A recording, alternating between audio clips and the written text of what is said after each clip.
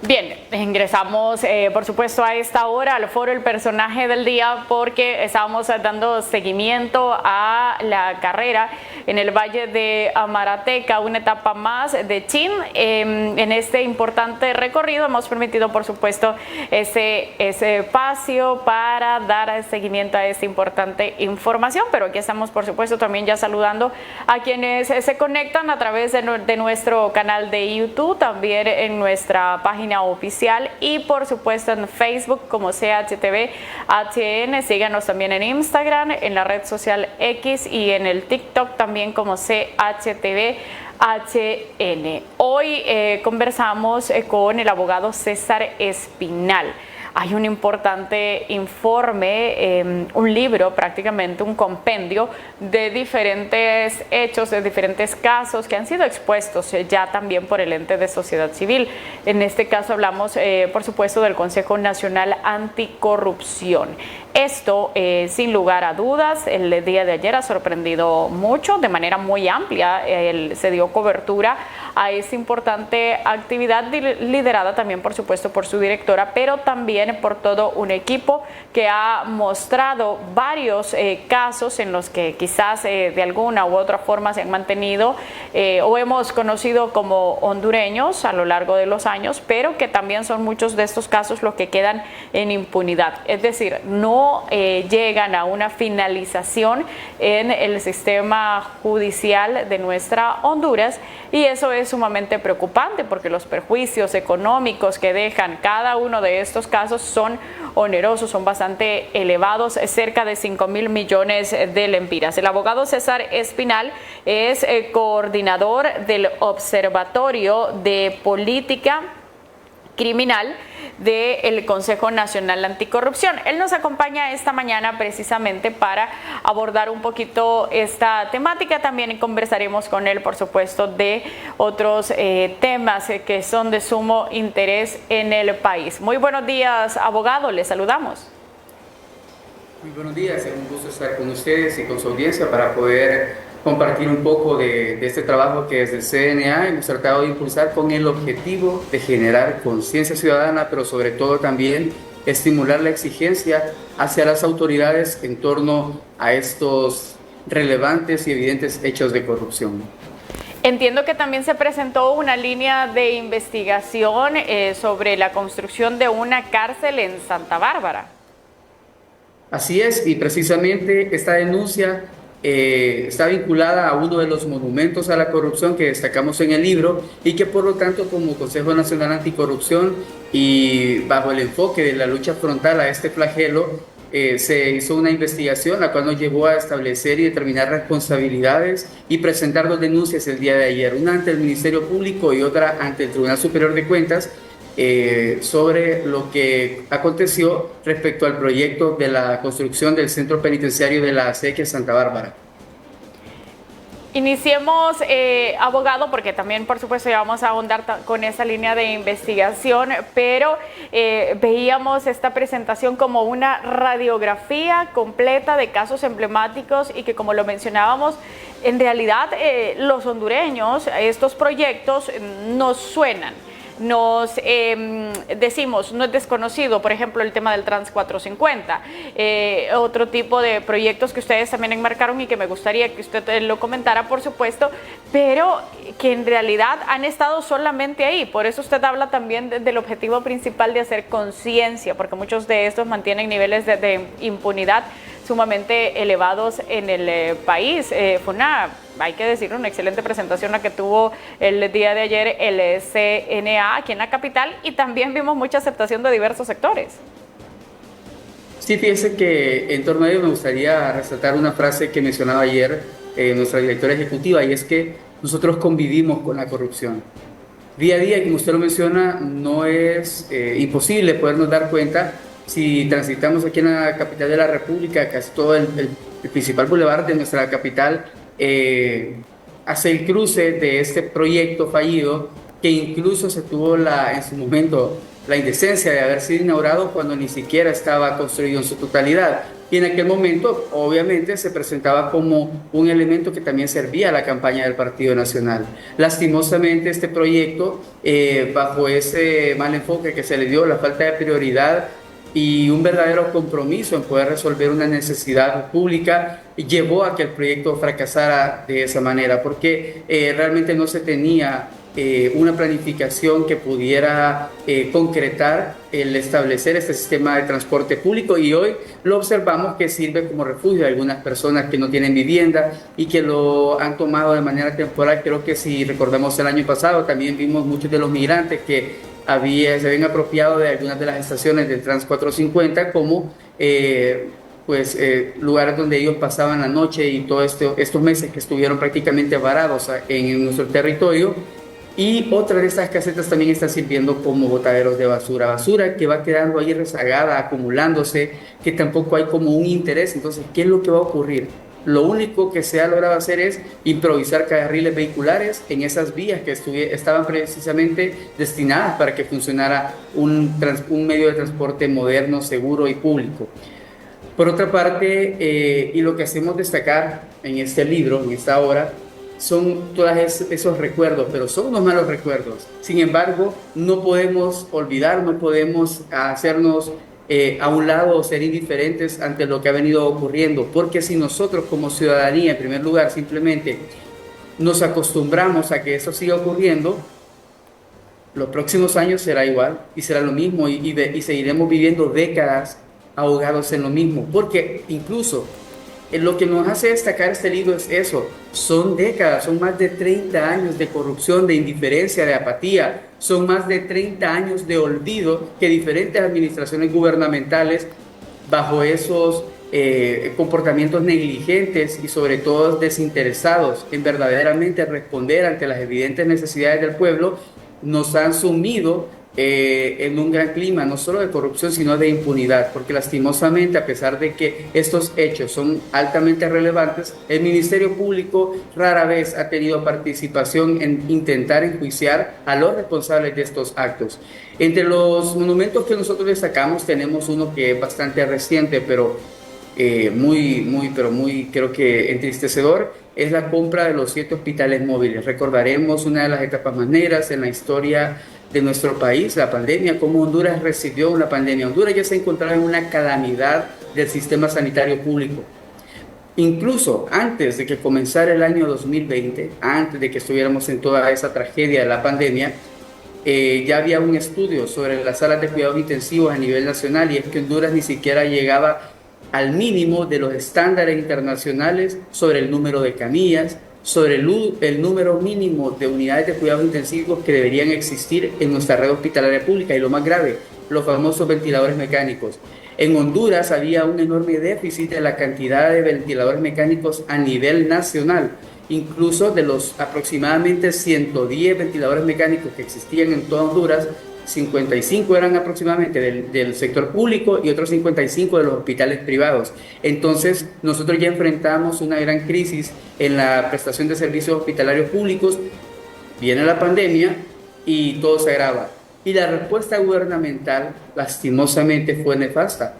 Fue identificar posibilidades de negocios entre estas mafias gubernamentales y los empresarios que se coludieron con ellos. Y eso nos llevó a que, lastimosamente, se hiciera el desembolso de más de 47 millones de dólares. Estamos hablando de más de 1.000 millones de lempiras para la compra de 7 módulos hospitalarios que finalmente no cumplieron su función. ¿Por qué motivo? En primer lugar, porque estos módulos, y eso con base en la investigación que CNA hizo en Puerto Cortés desde el momento en que estos llegaron a Honduras por primera vez. Nosotros fuimos, inspeccionamos los módulos y nos dimos cuenta que las unidades ya se encontraban con óxido porque era material de mala calidad. El equipamiento médico estaba vencido, estaba descontinuado, por lo tanto no existían repuestos para algunos de estos, y en otros casos el equipamiento médico era usado o no apto para atender pacientes con COVID-19. Entonces imagínense todo lo que conllevaría la instalación de estos hospitales. Evidentemente era imposible ponerlos a funcionar para atender personas con COVID-19. Por eso mismo muchos de ellos no se instalaron, y los que se intentaron instalar para atender pacientes no pudieron dar el ancho. Entonces, Eso, ante ese hecho relevante, CNA en agosto del año 2020 presentó una denuncia ante el Ministerio Público y como podemos recordar, pues ya las personas fueron condenadas. Sin embargo, no se logró identificar a todos los involucrados en esa masacre que se orquestó en el Estado hacia la población hondureña. Patuca 13, otro caso que me gustaría destacar que está en este libro y es porque la construcción de este campamento también estuvo sobrevalorada, llena de corrupción. El grupo empresarial que participó en el proceso estaba conformado y liderado por la asociación criminal Los Cachiros y sus testaferros. Y fueron ellos los encargados de participar en la prestación de algunos servicios en torno a la construcción de este campamento que, como lo mencioné, estaba altamente sobrevalorado. Y en el año 2016 el CNA presentó una denuncia ante el Ministerio Público identificando un perjuicio de más de 100 millones de lempiras. Sin embargo, cuando la Maxi judicializó este caso, el Tribunal de Sentencia consideró que no existía el suficiente elemento probatorio y absolvió a todos los implicados. Entonces, es un caso en impunidad. Bueno, y hasta ahí solamente, como usted lo menciona, en realidad, como también lo hemos estado apuntando, son casos que a todas luces los hondureños conocemos y que, como usted lo menciona también, siguen en esa impunidad. Es decir, también conocemos, abogado César Espinal, que se hace señalamiento, se requiere a una u otra persona, pero de menor rango.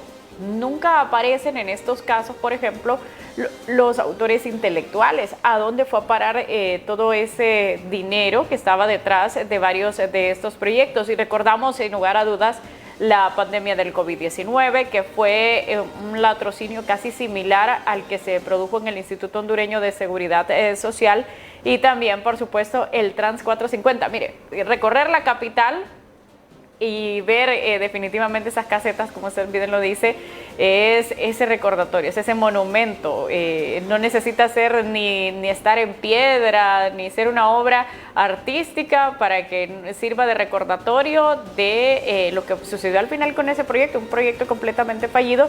Y en particular ese caso, no hay nadie, no hay absolutamente nadie llevado ante los tribunales, no hay nadie acusado, a pesar de los esfuerzos en cuanto a investigaciones y presentación de casos que se hace también por parte de CNA, por parte de denuncias que incluso llegan al propio Ministerio Público y que no se les da seguimiento. El libro es bastante amplio.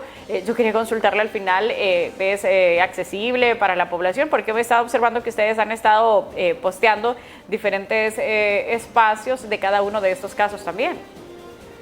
Sí, en torno a esto, el libro estará disponible en las próximas horas ya en formato digital en nuestra página web www.cna.hn.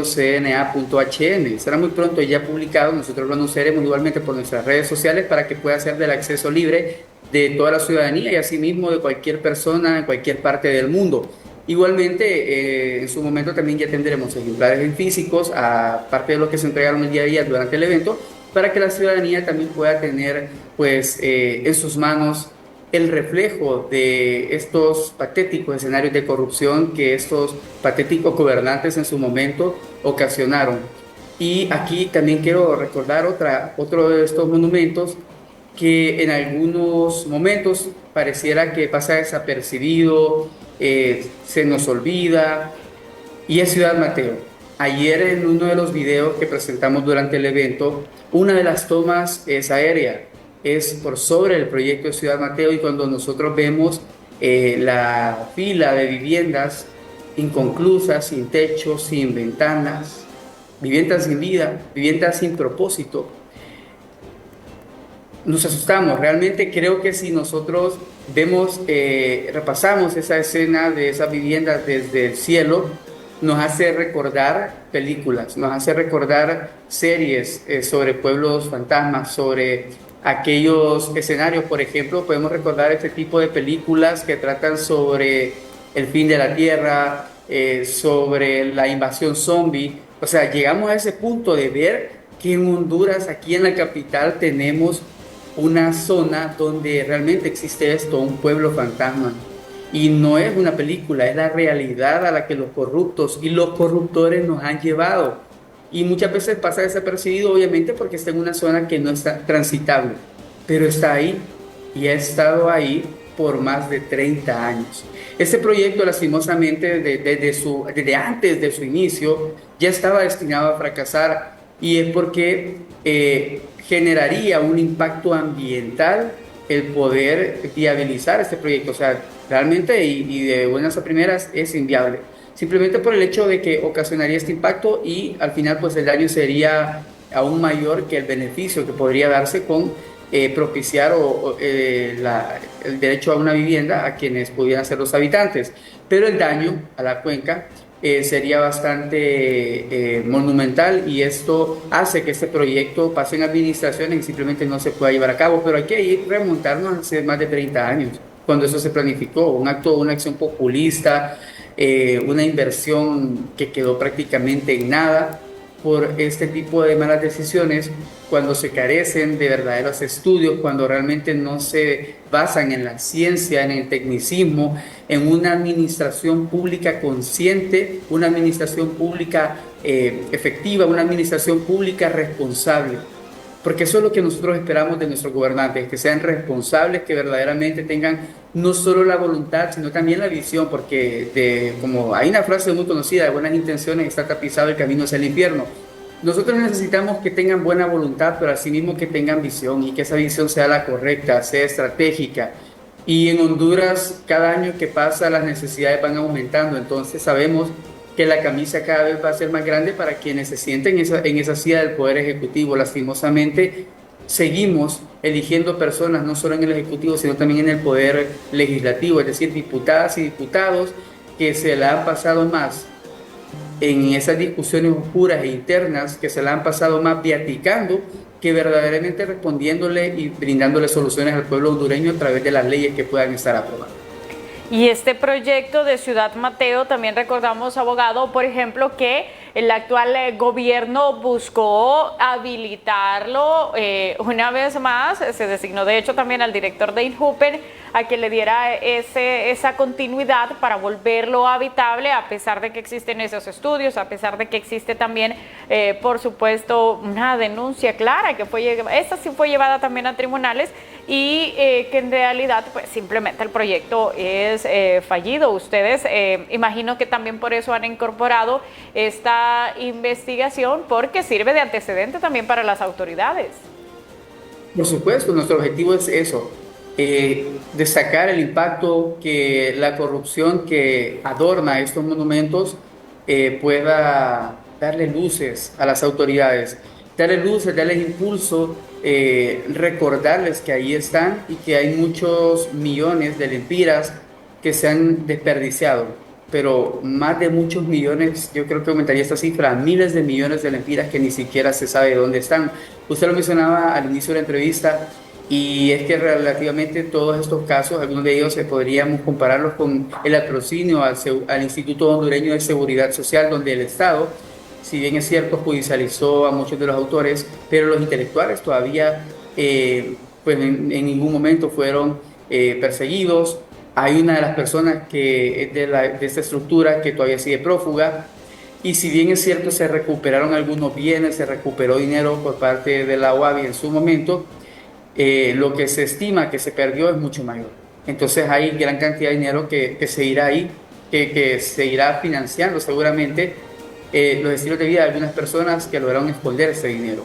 Igual pasará con el dinero de los hospitales móviles, donde todavía no se ha logrado llegar al fondo de este caso. Si bien tenemos a 2 personas enjuiciadas por ello y ahora otras 2 más, seguramente que esta red va por sobre más de estas 4 personas que han sido llevadas a los tribunales en torno a este caso, y seguramente el dinero, ¿dónde estará? ¿Quién lo estará disfrutando? ¿Dónde lo estarán escondiendo? Por eso aquella famosa frase, ¿cierto? ¿Dónde está el dinero? Y esto no solo le queda a estos monumentos, sino a muchos otros. Y hay otros casos que quizás no son en la capital de la República, pero han o generan un impacto, y es que los mismos pobladores lo detallan. Nosotros en este proceso de investigación, porque Para poder concretar la información de cada uno de los monumentos, llevamos a cabo todo un proceso investigativo recorriendo el país, no solo para hacer la toma de fotografías, de videos, sino que hay entrevistas, es decir, hay recolección de información mediante fuentes primarias, pero también todo un trabajo de investigación documental que nos lleva a poder establecer los puntos más relevantes, que son los que hemos consignado en esta obra. Y, por ejemplo, uno de estos casos que podría parecer pequeño, no lo es. Un estadio que se construyó en el departamento de La Paz y que en su momento también fungió como una promesa, como esa ilusión que se le vende a la población en cuanto a desarrollo, y que si este proyecto realmente hubiese sido finiquitado y hubiese tenido todo el interés, realmente creo que estaría dándole a La Paz la oportunidad de recibir partidos de primera división, fomentando el turismo, la sana diversión para el deporte, etcétera. Pero no.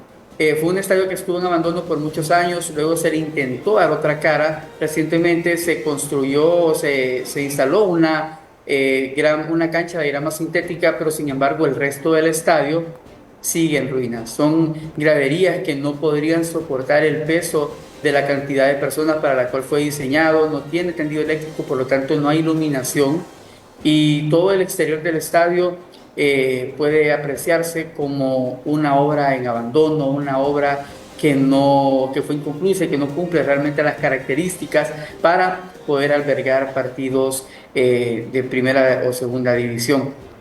Y es que así mismo como ocurrió con esto, se dieron otro tipo de actos, por ejemplo, aprovechando necesidades públicas. Es que esto es lo más lamentable. El gobierno en su momento aprovechaba una calamidad, una emergencia para destinar millones de lempiras a la compra directa de algunas necesidades, como por ejemplo la instalación de puentes posterior al daño que se causó bajo los fenómenos naturales de Eta y Iota, y en su momento se adquirieron estos armazones de metal denominados puentes Baylis, que los mismos tampoco cumplen con esas características para poder realmente brindar de manera digna un cruce o la posibilidad de hacer ese recorrido seguro entre un lugar y otro, porque estos puentes, como pudimos nosotros corroborar en las fotografías, tienen un límite de soporte de peso, no tienen pues habilitado camino para peatones, por lo tanto las personas y los vehículos se tienen que turnar para hacer el cruce del puente. Incluso en una de las fotografías que se destacan en este libro, nosotros pudimos observar cómo las personas prefieren en su momento mejor cruzar el río, arriesgando su vida en el agua por no arriesgarla a ser atropellados por alguno de los buses o de los camiones que cruzan esos puentes. Y acá voy a mostrar la fotografía. Aquí podemos observar a dos ciudadanos cruzando el río porque no podían o porque consideraron en su momento que era más peligroso cruzar el puente. Esa es la realidad de Honduras. Eso es a lo que estos gobernantes corruptos nos han orillado, a arriesgar nuestras vidas. Creo que esa imagen también puede recordar a todos esos migrantes que huyen del país por la falta de oportunidades, sobre todo por la presión que han sentido a causa de que la corrupción les ha provocado inseguridad y falta de empleo, falta de esas oportunidades para poder vivir de manera digna. Y es bastante amplio en realidad la participación, por supuesto, que usted tiene al darnos detalles de cada uno de estos casos. El perjuicio económico a lo largo de todos estos años, abogado, comentarlo también un poco, porque quizás de alguna u otra forma pareciese que no es palpable como tal el perjuicio que deja la corrupción en el país, pero en realidad el impacto es inmenso, es bastante fuerte, y las personas o los ciudadanos en muchas ocasiones pues simplemente estamos, no sé si por la misma idiosincrasia, por un tema cultural o falta de educación también puede ser, que dejamos simplemente ese tipo de temas como de lado. Es como que nos acostumbráramos a estar en medio de este flagelo, al decir, no, bueno, viene otro funcionario, ya se sabe que es lo mismo de siempre, o viene otro proyecto, ya se sabe que este roba, que el otro roba, pero pareciese, le reitero, que a pesar de que pasan los años, lo dejamos solamente en eso, lo dejamos simplemente así, dejamos que pase a nuestro lado y no hay ningún tipo de acción, y por ello pues vemos lamentablemente todos estos proyectos fallidos. y no se hace absolutamente nada tampoco, porque tampoco se ve que se eleve una protesta ciudadana con cada uno de estos casos. Creo que uno de los movimientos que vimos más sinceros, por ejemplo, fue el tema de las antorchas, cuando se quería instalar la Sisi, se instaló una Masi, pero de ahí los mismos políticos sacaron a la Masi, y hasta ahí quedó el pueblo hondureño. No dijimos nada más, y me sumo ahí, no dijimos absolutamente nada más. Comenzó también el CNA esa campaña, ¿dónde está el dinero?, exigiendo prácticamente a que esas personas también dieran respuesta de todos estos proyectos, pero reiteramos, volvió a quedar hasta ahí. No hay tampoco como que un compromiso ciudadano, a pesar de ese perjuicio que genera cada uno de estos proyectos. Usted me corrige, son 5,000 millones. Este es el dato general de todos estos casos, 5,000 millones de lempiras. Sí, con base en toda la recolección informativa, la información que pudimos nosotros detallar y analizar, en cuanto al impacto económico que han venido generando a los recursos del Estado, estos monumentos llegan a casi los 5,000 millones. Son como 4,800 millones de lempiras que hacen destacar el monumental fiasco a las finanzas del Estado, porque en algunos casos el dinero se va en un perjuicio directo, ya que, por ejemplo, los hospitales móviles, al haber sido invertidos esos más de 1,000 millones de lempiras, y al no haber funcionado para nada, es un perjuicio directo. Cuando nosotros presentamos la denuncia, destacábamos sobrevaloración de más de 800 millones de lempiras, pero finalmente ese perjuicio se vuelve total porque los hospitales prácticamente no sirven para nada. Aunque algunos estén siendo utilizados de manera como atención ambulatoria, finalmente los hospitales no fueron adquiridos para ello. Entonces, nosotros destacamos esos perjuicios de mayor impacto, como el Trans 450, los hospitales móviles, seguido, por ejemplo, por la construcción del centro penitencial Acequia, el corredor Lenca-Copán, donde se han invertido enormes cantidades de dinero, pero que no están dando una respuesta segura a la ciudadanía, no están cumpliendo una función para satisfacer lo que al inicio mencionaba, necesidad pública. Ese es el fin de la administración, ese es el objetivo primordial que tiene cada gobernante cuando es electo y toma posesión, satisfacer las necesidades de la población. ¿Pero qué han hecho? Destinan, aprueban, autorizan la gestión para que se den estos recursos, y finalmente estos paran en los bolsillos de los empresarios. La pandemia es el ejemplo de ver ese contraste entre un pueblo que siguió, que no solo sufrió, sino que se vio empeorado ese sufrimiento en cuanto al sistema de salud pública, pero muchos empresarios se volvieron millonarios porque estas personas sí recibieron los fondos del Estado, sin siquiera prestar un servicio o ser un proveedor estrella para el Estado y contribuir realmente a esa satisfacción de esa necesidad que en ese momento era primordial. Entonces, destacando todo esta cantidad de impacto económico, son casi 5,000 millones solo en 10 proyectos. Solamente en estos 10 proyectos, si hablamos de un perjuicio económico sumamente oneroso, ¿cuál es la mayoría de esos delitos que al momento que ustedes logran formalizar una línea de investigación y luego la entregan al Ministerio Público, al Tribunal Superior de Cuentas? ¿Cuáles son esos delitos que ustedes han detectado en su mayoría? Hablamos de abuso de autoridad, de delitos de fraude. ¿Cuáles son las principales causas que ustedes han detectado que han cometido la mayoría de los funcionarios o exfuncionarios en su defecto? Precisamente esos dos tipos penales que están mencionados son los que con mayor concurrencia hemos identificado en las investigaciones penales que hemos hecho. El abuso de autoridad, porque para que esto se lleve a cabo deben de necesariamente llevarse a cabo conforme a decisiones que se toman desde puestos de autoridad dentro de la administración pública. Son personas que, ejerciendo esa función que se les ha facultado, hacen o cometen estos actos abusando de ese poder, porque ellos están revestidos de una autoridad, tienen las facultades suficientes para tomar decisiones, determinar cuál va a ser el rumbo de X o Y situación que va a afectar el futuro de toda la población y bajo ese poder que tienen toman malas decisiones, abusando de ellas. Muchas veces incluso los delitos llegan a ser por omisiones también, porque en algunos casos no ejercen realmente una función responsable, muchas veces omiten algunos actos y con esa omisión provocan, con esa negligencia han provocado perjuicios hacia la población hondureña. Sin embargo, en su mayoría son acciones.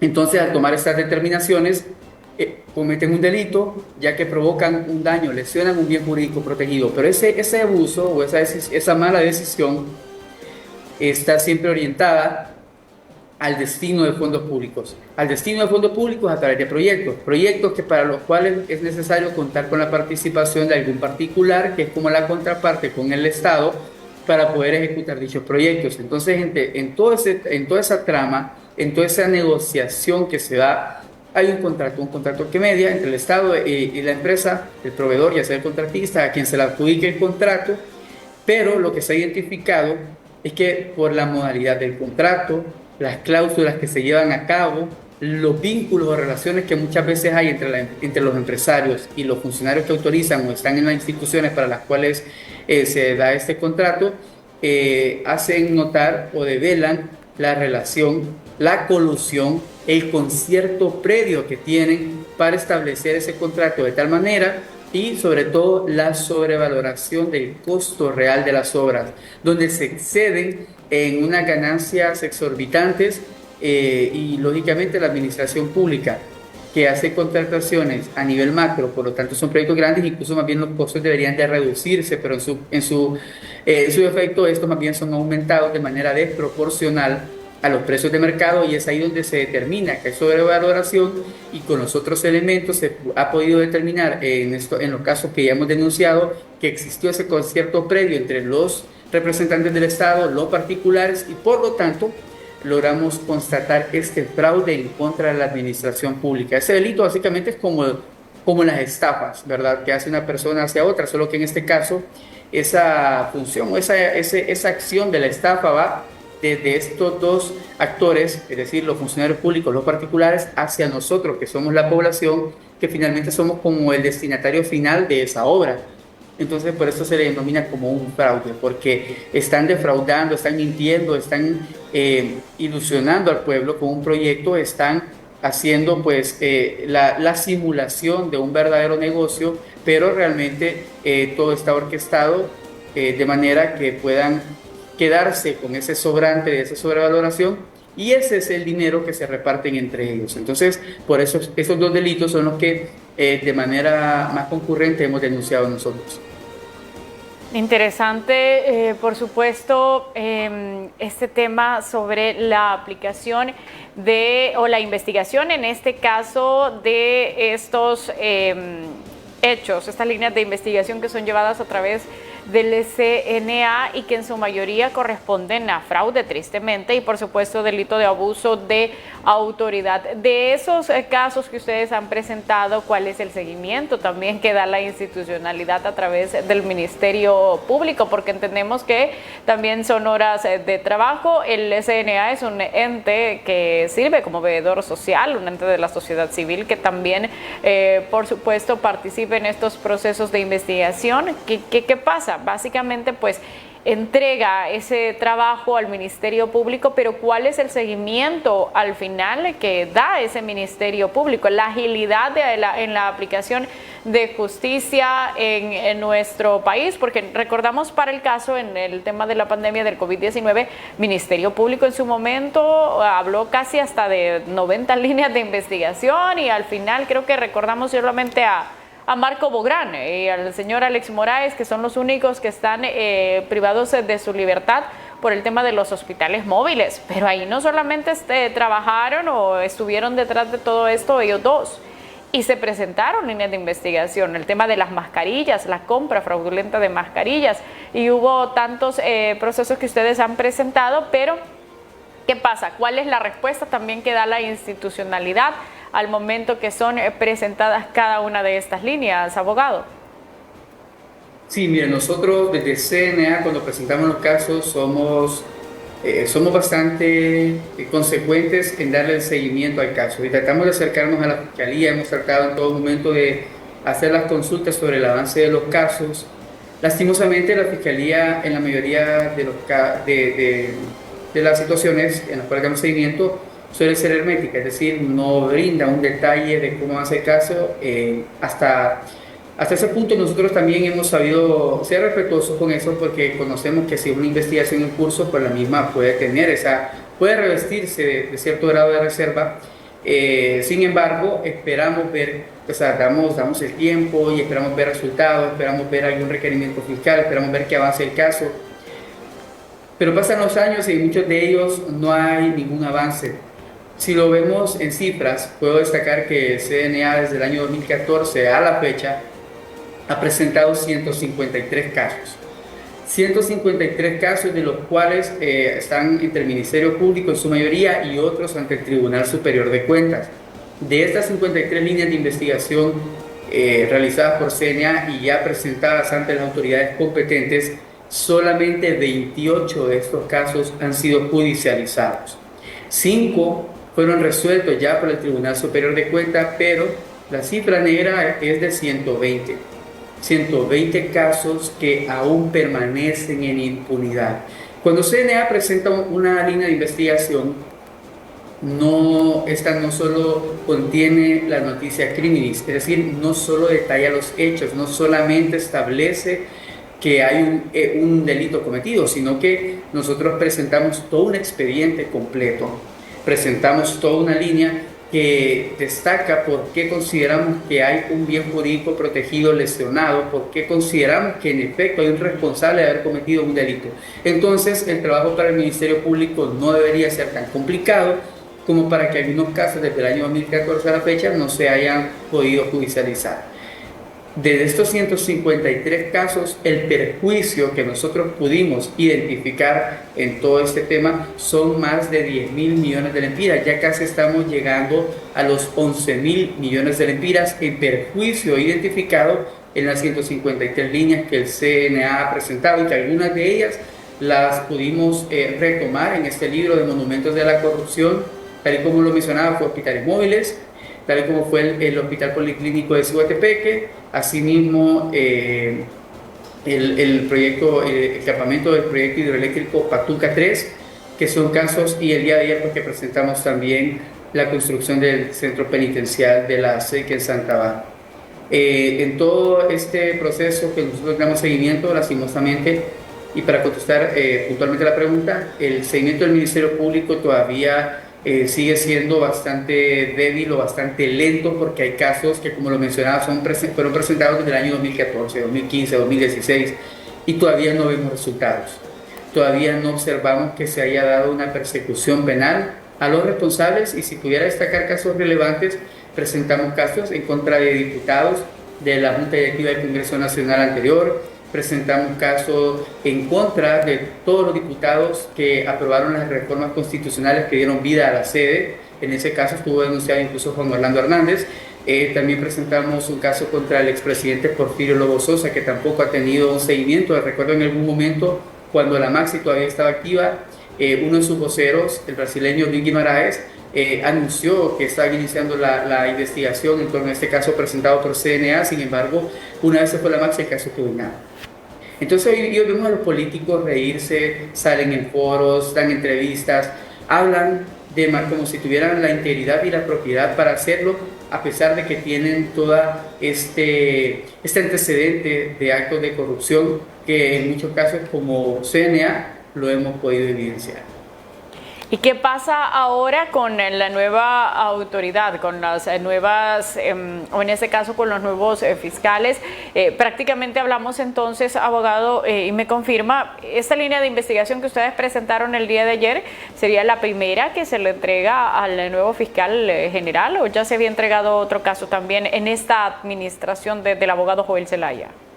Bueno, bajo el revestimiento como fiscal general en propiedad electo ya a inicio de este año, es el primero, ¿verdad? Caso, es el segundo caso que estamos presentando, porque presentamos la semana pasada también una línea de investigación en contra de exfuncionarios de la extinta CEDIS, en torno a la adjudicación también y realización de proyectos de impacto social, en los cuales pudimos identificar también actos delictivos y luego esta semana presentamos este caso el día de ayer. Bueno, hablamos entonces de dos casos en esta administración. ¿Cómo han visto el papel del abogado Joel Zelaya como fiscal general? Recientemente ya nombrado en propiedad, como usted lo menciona, pero recordemos también las circunstancias en las que él fue electo, ya designado, si se quiere, por la clase política de nuestro país. ¿Cómo lo observan desde el CNA? Mire, ese papel y los resultados como fiscal general creo que todavía es prematuro poder tener un criterio, digámoslo así, totalmente objetivo y claro, porque de momento viene empezando. Entonces, para nosotros sería importante poder observar su papel frente a muchos colosales hechos que podrían todavía investigarse y que podrían desarrollarse durante este año, pero también desde la perspectiva institucional conforme a las líneas de investigación que nosotros ya presentamos y que seguiremos presentando, y es de observar cuál es el tratamiento o el seguimiento que se le va a dar a estos casos, porque como lo mencionaba, no estamos dándole 2, 3 páginas contándole una historia. Le estamos dando leyes, contentivos de información, le estamos dando prácticamente un caso armado, solo para ir a corroborar y presentar requerimiento fiscal. De eso se han caracterizado los casos que ha presentado el Consejo Nacional Anticorrupción a lo largo de los años. Investigaciones completas, sustentadas, que fácilmente el Ministerio Público puede corroborar para emitir los requerimientos fiscales suficientes. Entonces esperaríamos ver investigaciones no solo a hechos acaecidos en años anteriores, sino también a aquellas circunstancias que pudieran, y algunas que están saliendo a la luz, en torno a la actual administración, porque el papel de un fiscal general debe ser totalmente independiente. Lo que este proceso de elección del fiscal general nos llevó, o nos dejó, mejor dicho, es bastante, digámoslo así, bastante duda porque se hizo en el marco de negociaciones políticas. Recordemos que incluso este proceso llevó a una nueva parálisis del Congreso Nacional durante el año pasado, que sobrepasó los 100 días, y eso se debió a que la clase política jalaba a cada quien para su lado, intentando imponer personas que les pudieran ayudar o favorecer o básicamente responder a sus intereses a futuro desde el Ministerio Público. El fiscal Joel Zelaya, en algún momento se dio también esos tintes de que él pudiese estar siendo impuesto por el oficialismo, ya que se le consideraba una persona afín al actual gobierno. En ese sentido, para nosotros fue un hecho preocupante, pero esperaríamos que su comportamiento en el desarrollo de sus funciones como fiscal general y también el fiscal general adjunto y sobre todo también del director de fiscales no sean comportamientos orientados a satisfacer esos intereses de estos grupos de poder político y otros grupos de poder del país. Esperaríamos y esperamos que su papel sea a la altura de la investidura que tiene en este momento y que realmente la Fiscalía General de la República cumple ese rol constitucional de responder a los intereses de la sociedad hondureña. Bien, y tenemos, abogado, no sé si está todavía por ahí una comunicación también de los televidentes. Muy buenos días.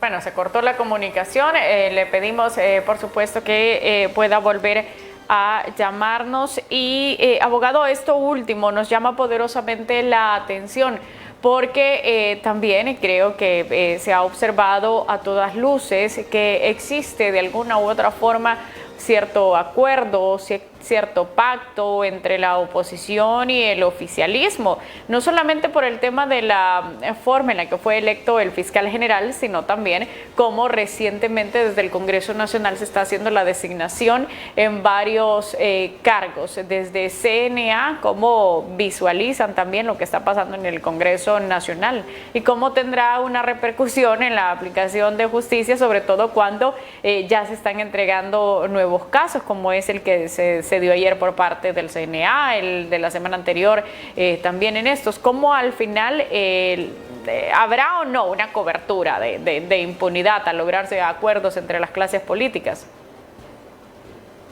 Si todos estos nombramientos, no solo del Ministerio Público, sino también, por ejemplo, del Tribunal Superior de Cuentas, están basados en los acuerdos políticos para poder tener representantes de los partidos y no representantes del pueblo, estamos destinados al fracaso. La institucionalidad básicamente entonces seguirá siendo capturada por estos grupos, y al estar una institucionalidad capturada, obviamente implica un debilitamiento progresivo día a día.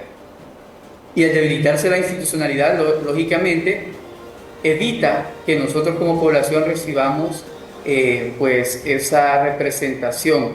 Lastimosamente, el Congreso Nacional siempre está conformado por la mayoría, por actores que únicamente responden a esos intereses y agendas de sus partidos políticos, y se olvidan sobremanera de que fueron electos por un grupo de personas para que les representasen con esa función legislativa desde el Congreso Nacional. Es por ello que nosotros observamos una decadente producción legislativa. Los diputados durante el año pasado se dedicaron únicamente a estar negociando entre ellos, se olvidaron que tenían que aprobar leyes, se olvidaron de que tenían que crear nuevos esquemas y marcos normativos para poder solventar crisis y problemas que existen y con las cuales seguimos conviviendo como población, y eso lleva al Congreso Nacional a ser un Congreso Nacional burdo, como lo vimos el año pasado, poco transparente, corrupto, un Congreso Nacional deficiente. El papel del Congreso Nacional es altamente reprochable. No podemos decir que tenemos un buen Congreso Nacional porque no es así. Lastimosamente, este poder viene a ser el principal contrapeso de los otros poderes del Estado, pero nuevamente, y como ocurrió en gobiernos anteriores, sirve como una sucursal del Poder Ejecutivo. Este Poder Legislativo no ha sabido dar la cara realmente de poder concretar el fortalecimiento institucional, porque es encargado de elegir a los representantes y autoridades de distintas instituciones. Como lo vimos al inicio de este año, como usted lo comentaba, esto se ve en el marco de acuerdos políticos. Lastimosamente, desconocemos el sustento de estos procesos y realmente la idoneidad y una verdadera y sana competencia se dio entre diferentes postulantes para tener a personas que realmente estén o vayan a ejercer sus cargos de manera digna. No solo hablamos de la persecución de delitos con la elección de los fiscales y con la elección de los magistrados en el Tribunal Superior de Cuentas, sino también hablamos de elecciones de segundo grado de autoridades de los órganos electorales, unidades de fiscalización y de política limpia, el Consejo Nacional Electoral, el Tribunal de Justicia Electoral, y estamos en un año político, un año que empieza la campaña. Y estamos ya a menos de un año de las elecciones primarias. Entonces, en todo este escenario es preocupante que se hayan dado las elecciones en el marco de acuerdos políticos. Y bueno, creo que esa preocupación, no solo latente, sino ya palpable, la podemos recordar recientemente, incluso con alguna de las posturas que tuvo uno de estos comisionados ya electos uno de estos consejeros electos del CNE, el señor Marlon Ochoa, que en su momento públicamente devela su inclinación partidista, y esto no debería estar siendo así.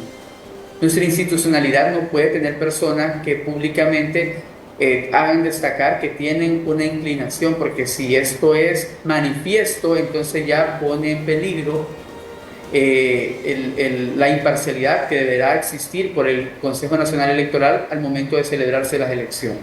Los procesos electorales deben estar vestidos de imparcialidad, de transparencia y de una garantía de que se va a cumplir la ley y que no existirá el fraude.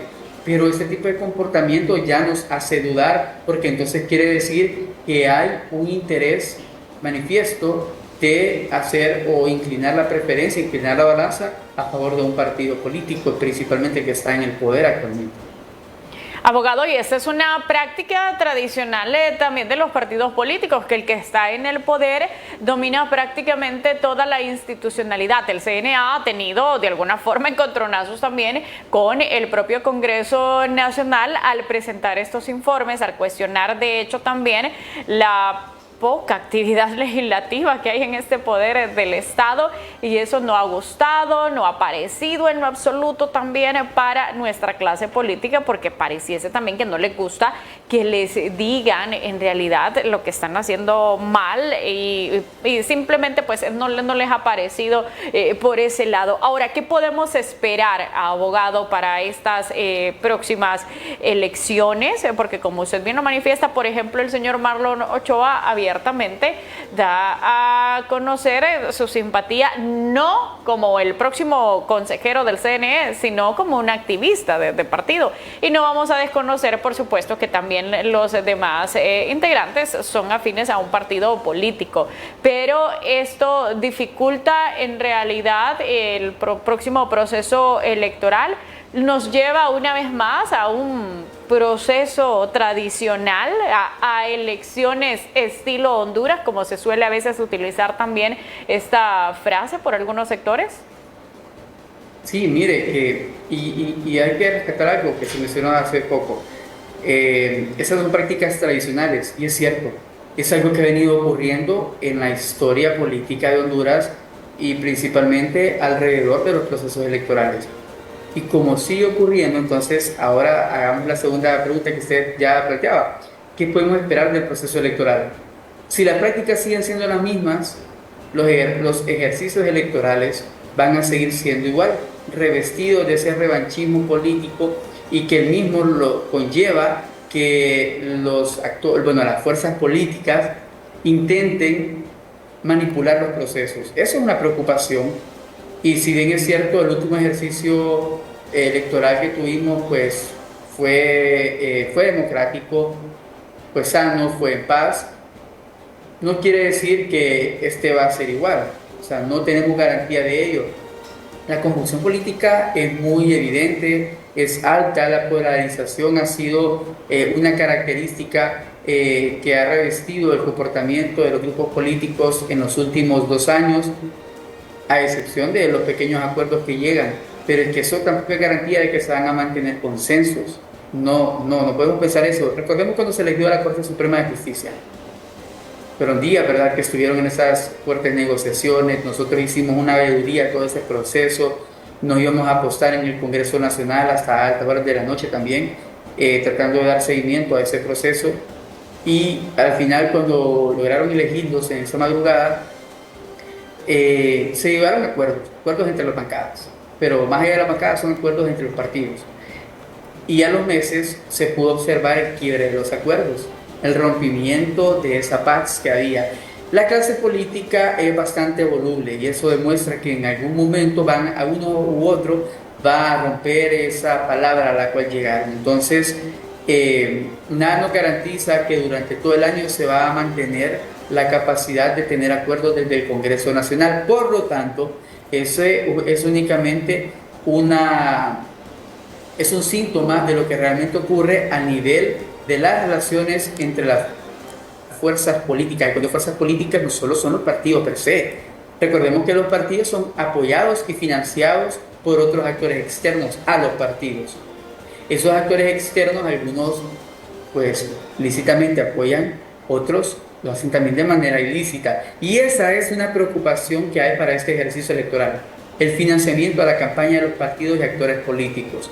Nosotros desde el CNA, y conforme al análisis que hicimos del juicio de Juan Orlando Hernández, pudimos destacar sobre todos los testimonios que había, cuánto dinero se estuvo destinando como sobornos a los actores en la administración pública, pero mucho de este dinero, no sabemos cuánto, pero mucho de este dinero, lógicamente, y como lo detallaban estos testimonios, fue para financiar campañas políticas. Entonces nosotros ya hacíamos la pregunta del CNA. Entonces el narcotráfico pone alcaldes, pone diputados. ¿Acaso el narcotráfico entonces puso presidentes en Honduras?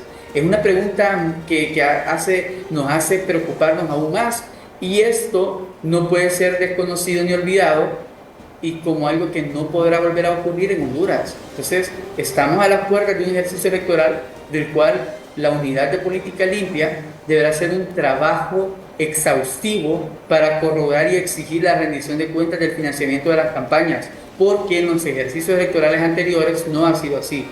desde el CNA y como parte de la plataforma Red por la Defensa de la Democracia, junto a otras organizaciones, hicimos la presentación pública de un informe en el cual destacamos todo el déficit que hubo de rendición de cuentas por parte de los partidos y actores políticos en el ejercicio electoral anterior. Situación que no quisiéramos volviera a ocurrir en pero que es una preocupación. Entonces yo decía, están estas fuerzas políticas negociando.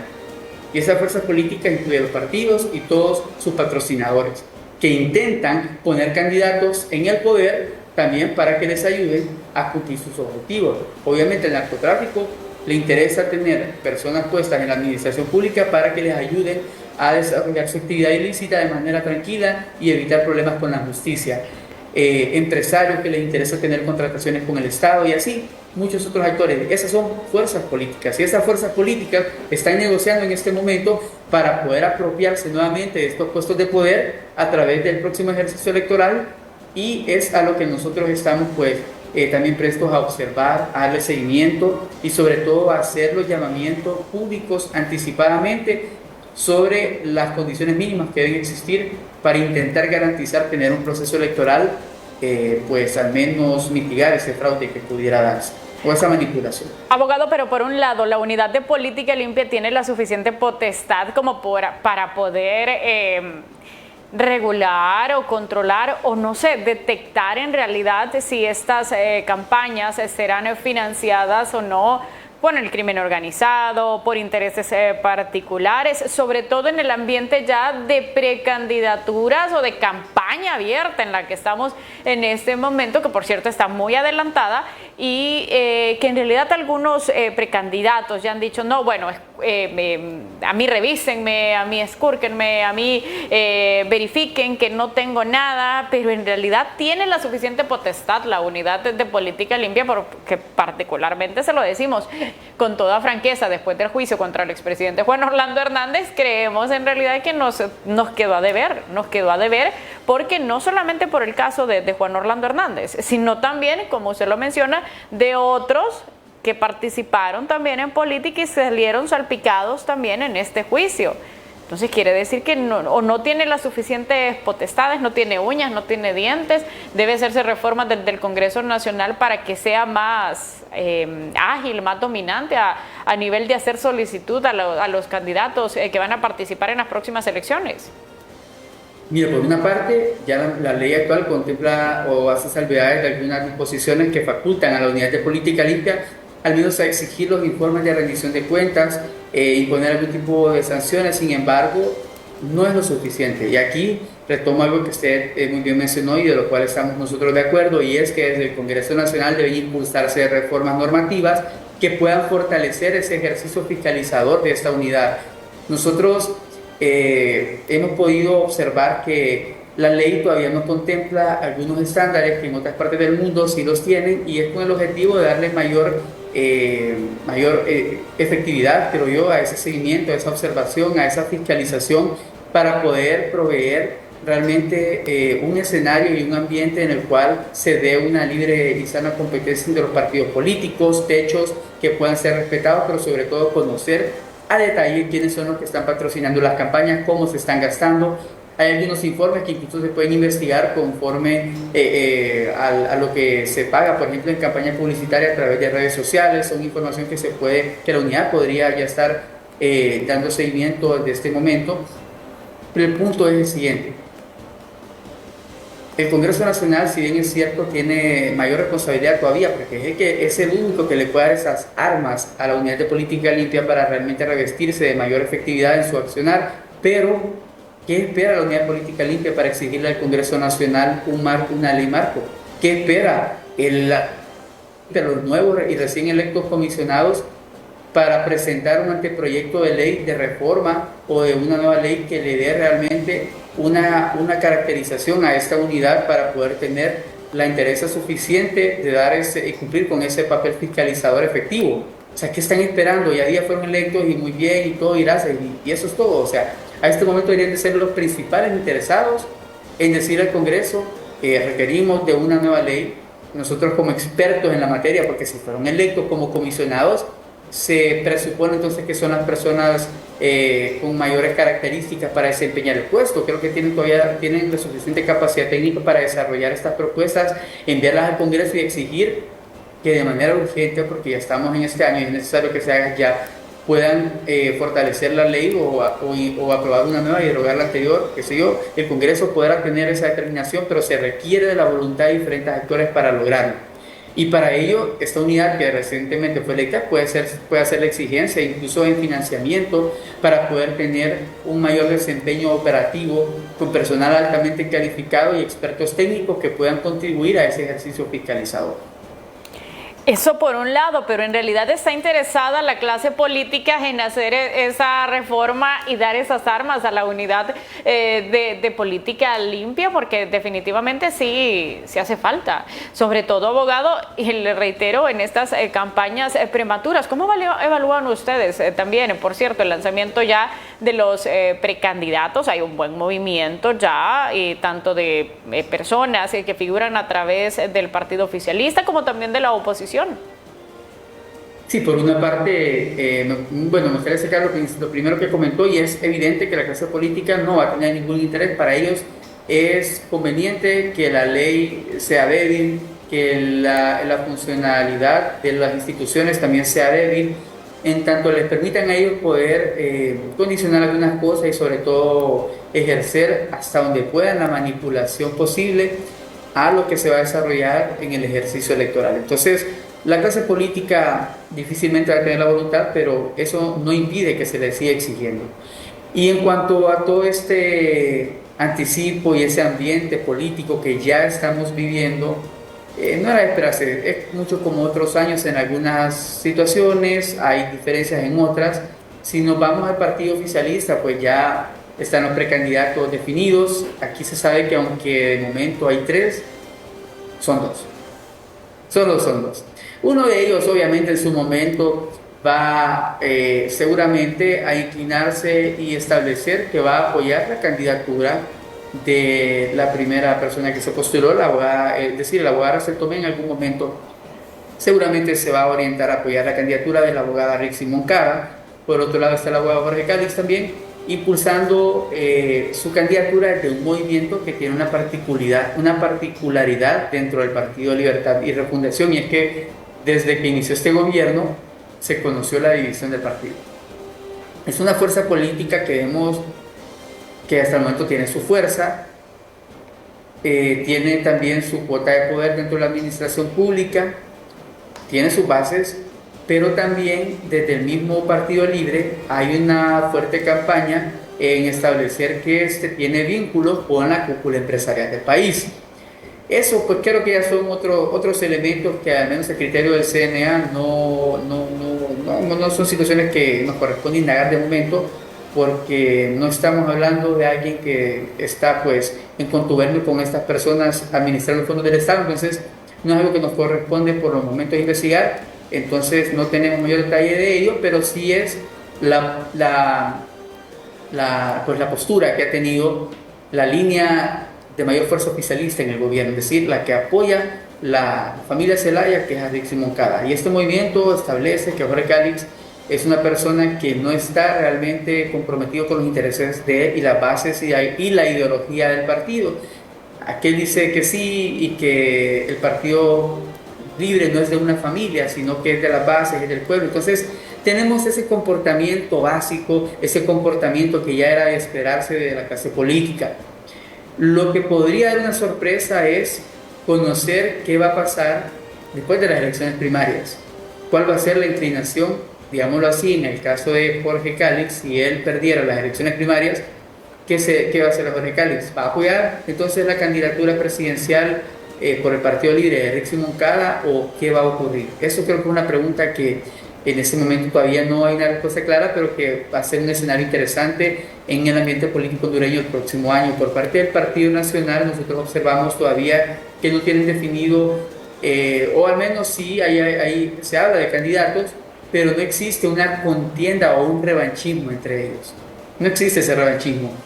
Y bueno, creemos que hay un candidato que es más fuerte, seguramente va a ser la persona que va a representar al partido en las elecciones generales. Y eso lo que nos hace pensar entonces es lo siguiente: el Partido Liberal, ¿a qué le está apostando? Creo que ahí sí todavía no tienen definido claro el norte, porque hasta el mismo Yanni ha reconocido que es un partido que ha perdido fuerza, pero que al final viene a ser también como el complemento en las decisiones políticas del país, porque es la cuota que necesitan uno u otro bando. Entonces habrá que ver el papel que tiene. Se habla también de una posible alianza con el Partido Salvador de Honduras, o al menos con el candidato Salvador Nasralla. Se está hablando de todo esto en algo, y habría que ver cómo podría también en algún momento haber una sorpresa y levantar fuerza el Partido Liberal, ya de cara a este proceso electoral que se aproxima. Y lo que sí ha quedado como en un vilo todavía es, y no sé si ya creo que es muy tarde quizás para que esto surja, pero o tal vez no, es la posible presencia o participación de ese famoso outsider, es decir, un candidato que surja no de los partidos políticos, sino de manera independiente, y pero que tenga y se revista quizás de ese perfil de la persona que el pueblo hondureño pudiera estar esperando, de alguien muy diferente, de alguien que pueda realmente tener la capacidad y el apoyo para poder llegar hasta la presidencia de la República. Son temas que todavía no están muy claros, pero que podrían ser sorpresas en los próximos 3 meses. Pero esto abre la posibilidad entonces, abogado, de que se descarte un escenario en el que se había planteado, por ejemplo, de algunos sectores, que no hubiesen elecciones. Esto garantiza honestamente que sí hayan elecciones primarias, que hayan elecciones generales, que se descarte completamente un escenario, por ejemplo, de una Asamblea Nacional Constituyente a través del dominio que se ejerce desde el Poder Ejecutivo y Legislativo en la misma Corte Suprema de Justicia. ¿Descarta completamente ese fantasma o no? No completamente, pero el ambiente actualmente no creo que no da todavía para considerar de que va a ocurrir una Asamblea Nacional Constituyente. Sin embargo, no es un escenario imposible. Como lo decía anteriormente, la clase política es bastante voluble, y de la noche a la mañana Honduras puede cambiar, el escenario puede cambiar. Aquí, mire, parece mentira. A veces nos sorprendemos de algunas cosas que creemos imposibles, pero en Honduras todo es posible. Y ayer destacamos en la presentación del libro: Honduras es el país donde el plomo flota y el corcho se hunde. Acá ocurren cosas descabelladas. Aquí ocurren cosas locas. Sencillamente, la clase política ha convertido en nuestro país, por ese dominio del poder público, en algo donde todo es posible, donde todo puede ocurrir. Y aunque el panorama actual se perfila para que sí hayan elecciones, tanto primarias como generales, de aquí a noviembre, de aquí a diciembre, que esté finalizando el año, y que empiecen nuevamente algunos temas controvertidos en el Congreso Nacional, puede darse un escenario fatídico para la democracia en Honduras, y que se impongan sistemas o regímenes a través de una posible Asamblea Nacional Constituyente. Son escenarios que preocupan realmente, pero habría que ir viendo y analizando, ¿no?, en el día a día, semana a semana, y creo que sacando conclusiones mes a mes sobre cómo va moviéndose el entorno político, y de acuerdo a ello ir vaticinando qué pudiese ocurrir posteriormente en los siguientes 2 meses y así. Pero ese dominio también que es evidente en el Poder Judicial de la clase política genera también una alta expectativa. De hecho, incluso ayer ya la presidenta de la Corte Suprema, la abogada Rebeca Raquel Obando, por ejemplo, hacía integración de varias comisiones, en valga la redundancia, con algunos magistrados integrantes. Todo este panorama a nivel judicial también preocupa. ¿Y por qué lo ligamos con el tema político? Bueno, porque de hecho se ve también cómo desde estos poderes del Estado se da también cierto dominio en el Poder Judicial. Desde CNA, ¿cuál es la posición sobre, por ejemplo, esta integración de la Sala de lo Constitucional? Bueno, este fue también otro tema altamente controvertido desde la elección de la Corte, pero vámonos ya a lo más reciente, lo que ocurrió pues al inicio de este año, y nosotros en su momento hicimos una advertencia pública. Lanzamos un comunicado donde establecíamos que la rotación de las salas debía darse en el marco de la ley y no imponerse. Lastimosamente, este es otro poder que está capturado y podemos ver cómo se ha dado la dinámica de decisiones en la integración y sobre todo en este tema de las rotaciones, que aquí no es una casualidad, no es una casualidad. Analicemos el siguiente punto. Coordinación o presidencia de la Sala Constitucional por Sonia Marlina Dubón, afín a Libre. Luego ellos, o sea, el oficialismo, la presidencia de la Corte, intenta imponer a una persona que conforme a la dinámica que se ha dado por siempre en la Corte de la rotación de las salas, le correspondía al abogado Luis Fernando Padilla, pero hubo un interés manifiesto y muy fuerte de que se fuera Wagner Vallecido. ¿Por qué el oficialismo quería que fuese él? ¿Por qué tanto interés? Seguramente existe ya algún tipo de acuerdos a nivel de la fuerza política con esta persona o entre el oficialismo y él, no sé, pero esto nos hace ver hacia el futuro de la Corte Suprema de Justicia. Si la rotación es anual y la Corte Suprema de Justicia ejerce por 7 años, al finalizar los 5 magistrados de la Sala Constitucional rotándose, en el año sexto vuelve a asumir Sonia Marlina Dubón y en el año séptimo nuevamente Wagner Vallecido. Es decir, estas dos personas que el mismo oficialismo ha mostrado un interés en que coordinen desde el inicio, también van a ser las personas que van a cerrar coordinando la Sala de lo Constitucional. Por lo tanto, al final del periodo de la actual Corte Suprema de Justicia, posiblemente también se estén pues dando ese ejercicio hegemónico sobre aquellas acciones de inconstitucionalidad y amparo que puedan estar en poder de la Sala de lo Constitucional y que seguramente se pretende mantener todavía la decisión o el control o el manejar la agenda de esta sala en aquellos momentos. Y de alguna u otra forma, abogado, todo nos lleva prácticamente al mismo lugar. Vea qué pasó anoche en el Congreso Nacional. La bancada del Partido Salvador de Honduras tuvo prácticamente que pararse, que elevar su voz para que sea discutida o revisada ya la renuncia de Salvador Narrala como designado presidencial. Podría terminar esto incluso en la Corte Suprema de Justicia si no se le da trámite en el Congreso, pero ¿por qué no se le da trámite en el Congreso Nacional a esta disposición o a esta renuncia que se ha presentado por parte del designado? Genera incertidumbre. Es que le encanta en realidad a la clase política hondureña tener esa zozobra, mantener ese ambiente también. Por supuesto, imagínense, es incomprensible, creo yo, cuando en algún momento se venía ya casi, se le exigía casi al ingeniero Salvador Narrala renunciar por parte de los mismos activistas políticos de Libre, algunos de sus principales voceros, algunos funcionarios públicos que en algún momento hicieron alusiones hacia él y hacia su papel como designado presidencial. Y ahora que, bueno, ella presenta su renuncia y básicamente está en manos de ellos el poder llevar a término el resolver esa renuncia, no muestran ese interés en este momento.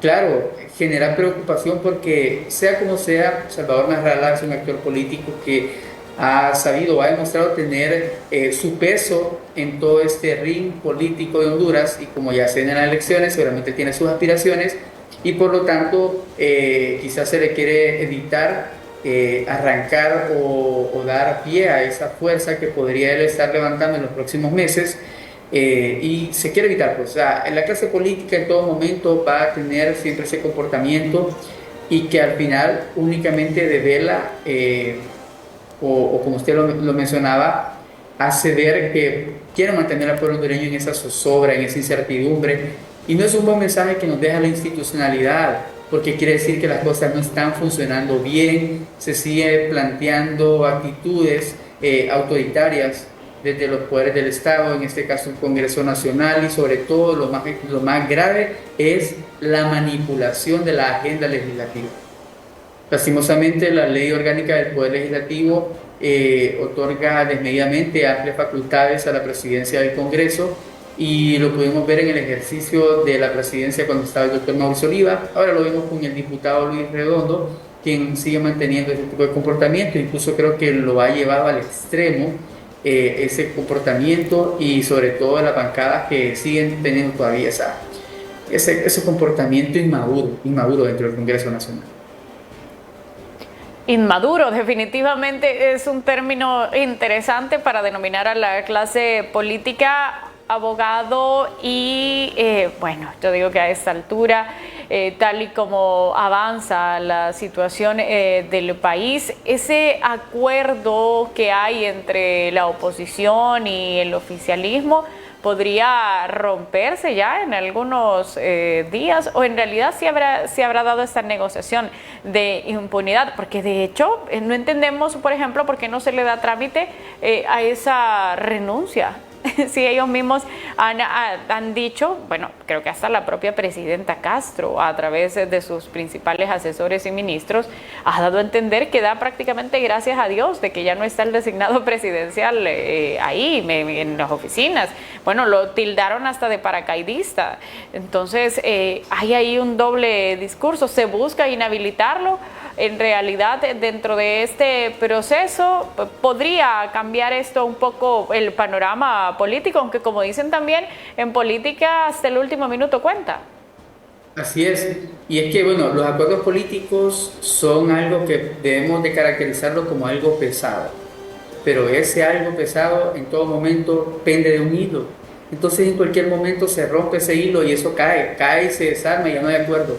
Ya lo mencionaba, la clase política es altamente voluble y los acuerdos en todo momento están pues en un estado de descomposición, porque en algún momento esto se vuelve inerte, el acuerdo se vuelve inerte, muere y ya no hay acuerdo y vuelve a darse el alto nivel de polarización en el Congreso Nacional y empieza entonces ya el tira y encoge que dicen. Entonces, ¿por qué tienen ese comportamiento? Porque es necesario para mantener A, B, C temas en estado de negociación. Hay cosas que, si recordamos, impulsó el gobierno en su momento y no tuvieron el apoyo de las otras bancadas, pero no son temas inconclusos para el gobierno, son temas que seguramente en otro momento intentará volver a introducir y van a ser parte de todo este entramado de negociación que va a existir entre las diferentes bancadas para poder ir aprobando. Por eso se dio lo que ocurrió en enero, un paquetazo. ¿Cuántas instituciones no las aprobaron las autoridades? Porque se dio en el marco de una negociación conjunta de situaciones. Y así mismo va a seguir ocurriendo con otra serie de circunstancias que si quieres que yo te apoye en esto, vos me tenés que apoyar en lo otro. Así hablan ellos. Entonces, este tema de la renuncia de Salvador Narrala, entre otros tipos de circunstancias, seguramente están siendo en este momento objeto de nuevas negociaciones. Eso vuelve más pesado el acuerdo. Y recordemos que el hilo no se vuelve más fuerte, ese hilo sigue siendo débil, en cualquier momento se rompe. Bueno, y esto último, es decir, que en realidad podría entonces el Congreso Nacional no dar trámite a esa renuncia, abogado. Podría ocurrir, es que el Congreso Nacional desde su inicio ha venido mostrando una cara de desconocimiento de la ley, de lo que debe regirse, por lo que debe seguirse, es decir, es un Congreso Nacional totalmente apático hacia el cumplimiento de la norma, de lo correcto, de la misma dinámica de funcionamiento institucional tal y como debe estar fluyendo. El Congreso Nacional es como aquel brazo que en una persona, como dice, se me duerme el brazo. ¿Por qué? Porque no hubo circulación. Así pasa en la dinámica del Congreso Nacional. No hay circulación. A veces parece que no hay vida, por eso hay parálisis legislativas y todo se da porque se les olvida para qué fueron electos, se les olvida de que su papel es representar al soberano, se les olvida de que tienen que estar respondiendo al pueblo hondureño, primero brindándole la oportunidad de tener participación ciudadana en el Congreso Nacional, pero el Congreso ha cerrado las puertas.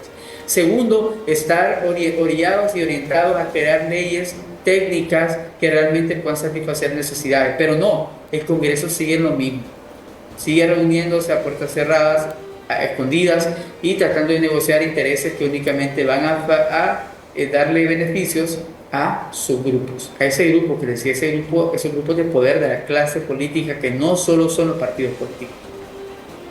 ¿Quién más está detrás, abogado?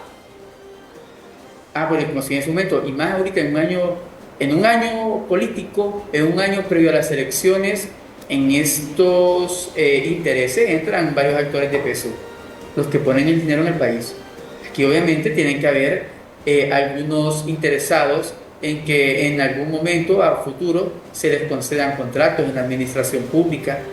se les puedan dar concesiones, se les puedan dar acuerdos de celebración en ese tipo de megaproyectos. O sea, hay tantas cosas que en las cuales hay actores que intervienen con intereses y todos aquellos que financian ilícitamente las campañas para mantenerse en impunidad. Aquellas personas que negocian con la justicia para mantenerse en impunidad. Interesante, y quiero cerrar con eso ahorita que menciona el tema de impunidad. ¿Desde CNA avisoran una instalación de Sisi o definitivamente no? Difícilmente, ni siquiera para los próximos 2 años. Las negociaciones ya están llegando a casi ya al final del gobierno. Las negociaciones, ni siquiera la instalación. Las negociaciones han sido demasiado lentas y no se muestra un verdadero interés por llevar esto a un feliz término y en las condiciones que la ciudadanía realmente espera. Y por lo otro, la instalación también tendría que llevar muchos años, por lo tanto el funcionamiento de una comisión para unos 3-4 años. 3 o 4 años, pero ¿hubo al final interés de este gobierno por instalar una Sisi o solamente fue una promesa más? Si podemos agarrar todos los elementos que han estado alrededor de la negociación, todo sigue casi al mismo nivel de la promesa que se hizo. Porque el manifestarlo, el haberlo puesto en una ley, pero querer condicionar ese accionar de la Sisi, no logra cumplir el objetivo, que es tener un organismo altamente independiente y funcionalmente capaz, bajo las facultades que se le puedan otorgar, de llevar a cabo ese objetivo de investigación. Pero sería bueno también que tuviera el ejercicio de la acción penal por medio de como un querellante adhesivo o de alguna manera con reformas al Código Procesal Penal y a la Constitución de la República para tener la independencia suficiente y así evitar que haya sesgo, que haya manipulación, que haya conflicto de interés y sobre todo que se pueda contaminar este organismo por parte de aquellos que aún tienen intereses dentro de la administración pública. ¿Falta de voluntad del Congreso Nacional, del Poder Ejecutivo o en general de toda la clase política? Principalmente de toda la clase política, pero ya a nivel de materialización es en primer lugar responsabilidad del Poder Ejecutivo, pero sobre todo con una gran cuota de responsabilidad del Poder Legislativo de hacer estas reformas. Pero también deberían estar siendo estimuladas por parte del Poder Ejecutivo, que es el que va a suscribir el convenio, decirle, hey, Poder Legislativo, necesitamos A, B, C. Algo básico, y si bien es cierto han habido derogaciones y algunas reformas, falta mucho por hacer. Bien, y ya hoy sí finalizo con esto. La posición de Honduras a nivel de relaciones exteriores, ¿cómo la ven desde el CNA? Los pronunciamientos de la presidenta Castro a través de la CELAC y sobre otros puntos en el tema, por supuesto, de esta guerra con Israel. Han habido desaciertos a nivel discursivo, desaciertos a nivel del comportamiento también a nivel diplomático y sobre todo de relaciones con otros países. En Honduras ha sido evidente que la cooperación externa tiene sus dudas, se han acrecentado y no es casualidad que algunas organizaciones pues estén retirándose ya del país, como la Konrad Adenauer de Alemania, la Cooperación Suiza, que han trabajado por años apoyando al pueblo hondureño en diferentes proyectos, tanto por medio de fundaciones, por medio del mismo gobierno, por medio de la sociedad civil, pero que hoy han considerado que ya no es factible. Ellos sabrán los motivos puntuales, pero creo que esto nos hace reflexionar y ver que están también dando un mensaje sobre quizás algunas limitantes o la imposibilidad o la no viabilidad de seguir invirtiendo o dando este dinero para realizar proyectos que sí venían beneficiando al pueblo hondureño, pero que quizás a raíz de ese comportamiento del poder público ellos ya no lo ven tan factible. Bueno, ahí la posición también, por supuesto, en relación a este tema de las relaciones exteriores, diplomáticas, en definitiva, creo que sí se ha observado un terrible desacierto en estas últimas comunicaciones que se han tenido por parte de nuestra mandataria. Abogado César Espinal, gracias, por supuesto, por atender esta invitación, por conversar esta mañana con nosotros sobre diferentes temas, la exposición de este interesante libro de Monumento a la Corrupción o Monumentos a la Corrupción, en el que prácticamente se hace una radiografía de varios proyectos que han quedado sin cumplir en el país. Abogado César Espinal, como siempre ha sido un gusto poder conversar con usted sobre todos estos temas. Un gusto también para el Consejo Nacional Anticorrupción tener este espacio y con ello poder compartir sobre el trabajo que hemos venido realizando, la presentación de este libro, Monumentos de la Corrupción, y sobre todo pues caracterizándonos por ese compromiso responsable y objetivo en seguir enfrentando frontalmente la corrupción y sobre todo lo más importante, previniendo. Y esto no culmina aquí, ¿verdad? No, esto no culmina aquí. Nuestro trabajo se mantendrá siempre de manera objetiva e independiente. Y seguiremos investigando aquellos hechos que consideramos como corruptos y sobre todo también llevando a cabo diferentes actividades para generar conciencia ciudadana. El abogado César Espinal es coordinador también del Observatorio de Política en el Consejo Nacional Anticorrupción. Esta mañana con nosotros en el foro El Personaje del Día, reaccionando por supuesto con la presentación de este importante libro. Esto se llevó a cabo el día de ayer aquí en la capital por parte por supuesto de los miembros del CNA, y también por supuesto hubo participación de diferentes sectores de nuestro país, sociedad civil, empresarios, políticos, abogados. Bueno, prácticamente se logró dar esa atención a este importante libro. Es una recopilación, como lo mencionábamos, de todos estos casos sumamente conocidos. Todavía varios de ellos han quedado en la impunidad, todavía varios de ellos no han concretado un fin de justicia en el país, tristemente, porque el perjuicio económico es bastante oneroso. 5.000 millones de lempiras. Se dice quizás tan sencilla la frase, pero ¿cuántas personas han muerto por la corrupción? ¿Cuántas personas han quedado en la calle por la corrupción? ¿Cuántas personas prácticamente no han obtenido en realidad una respuesta por el tema de la corrupción que sigue agobiando y ahogando tristemente a nuestro país? Ayer una línea de investigación más sobre la construcción de una cárcel en el departamento de Santa Bárbara, y de esta forma pues prácticamente se siguen manteniendo esos procesos investigativos. Enhorabuena por el ente de sociedad civil, por supuesto, porque han continuado prácticamente mostrando este tipo de casos en particular que, reiteramos, llaman la atención o deben ser un llamado a la clase política.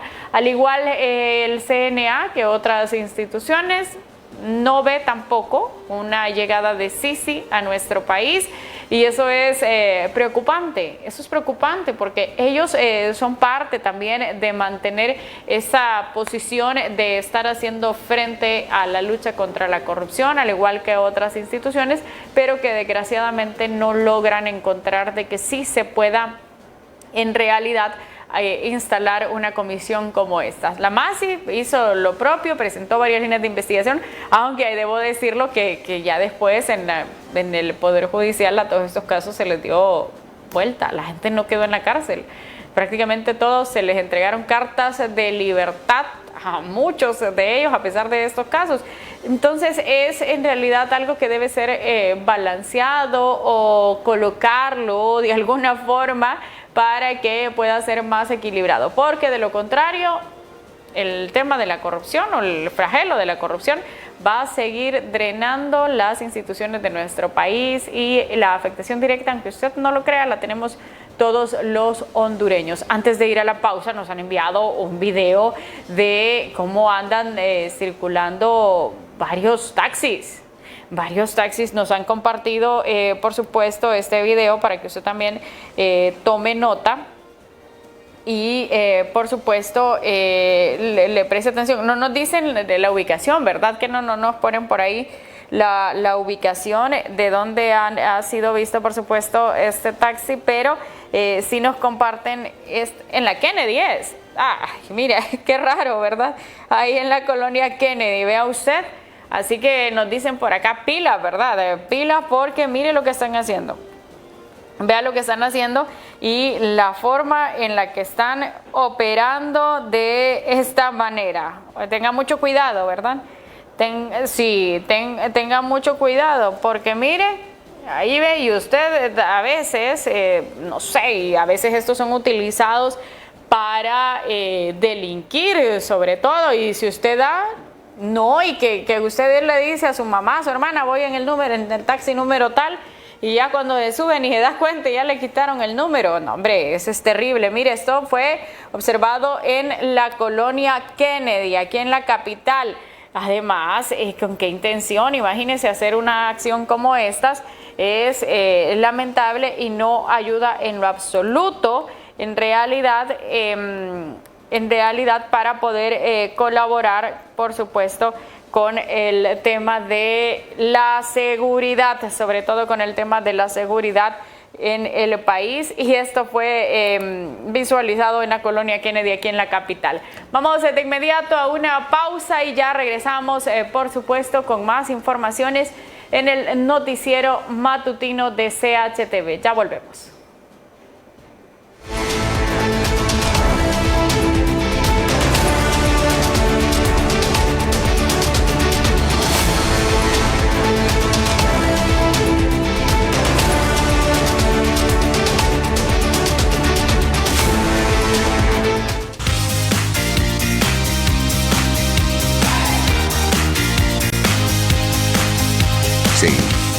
CHTV, tu canal. Descubre la inmediatez, veracidad y actualidad con nosotros. Somos CHTV en X.